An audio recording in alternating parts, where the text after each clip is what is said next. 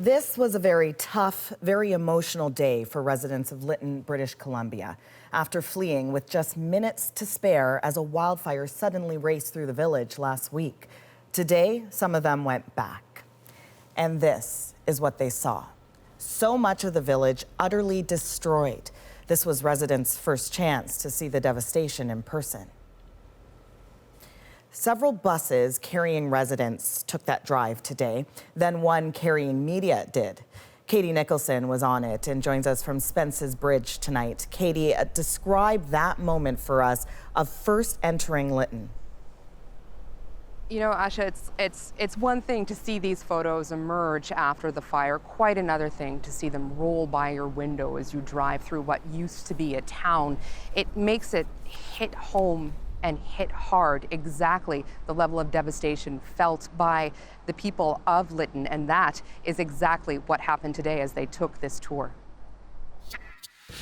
The scorched violence of the Lytton fire on full display. Nothing left of homes but chimneys and charred bathtubs. Underneath this buckled metal was once the health center. The liquor store, now nothing on its shelves but soot. It was very difficult today. We just couldn't believe it. It's like a nightmare. This devastation, too much for some to bear. They opted out of today's organized bus tour. Others went in their place. Until you actually see it, it's hard to believe.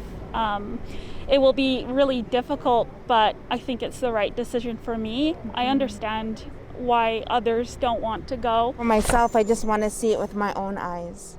And it's going to be tough, but I just want to have closure. The fate of Lytton so closely intertwined with the Lytton First Nation, whose main reserve was leveled. That's where most of our people are living. And this was just totally devastated. I think there was one home that was saved, but left standing. But, you know, just so hard on everyone. The village of Lytton was also an essential hub for those who live nearby. I still don't know where I'm going to bank, where my medical records are. I mean, I have a prescription I need refilled. From her pub just 34 kilometers up the road, Laurie Kingston offers words of support. They're just a beautiful, warm people. And although they've lost their houses, they've lost pets, they've lost neighbors and friends, they've lost their community. And that's one of the strongest points of Lytton, is a very, very strong sense of community. And for all the loss and devastation, some hope Lytton will rise again. Somehow, against all odds, this house still standing. A reminder of what was and what could be again. So surreal to watch that, Katie. The cause of the fire still under investigation. What's the latest there?